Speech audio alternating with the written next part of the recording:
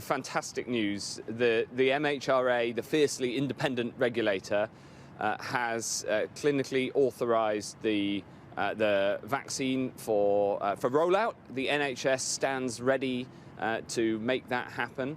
So from early next week, we will start the programme of vaccinating people against COVID-19 here in this country. As we know from earlier announcements, this vaccine is effective. The MHRA have approved it as clinically safe, and we have a vaccine, so it's very good news. Now, you mentioned the -70 conditions that it needs to be stored in, so this is a challenging rollout, and the NHS in all parts of the UK stands ready to make that happen. They're used to handling vaccines and medicines like this with these sorts of conditions.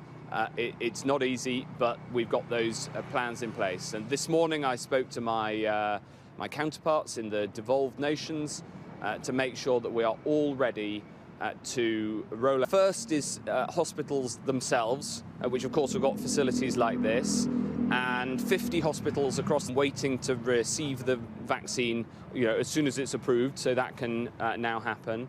And then there'll also be vaccination centres, which will be, as you say, big centres where people can go to get vaccinated.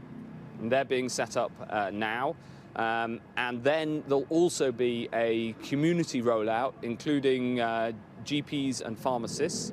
Now, of course, because of the -70 storage conditions of this vaccine, they will be able to support this rollout where they have those facilities, but they'll also be there should the AstraZeneca vaccine be approved, because that doesn't have these cold storage requirements, and so is operationally easier to roll out. But I just want to thank all of the scientists at BioNTech and Pfizer who are manufacturing this, who we've worked so closely with. And we're the first country in the world to have a clinically authorised vaccine to roll out.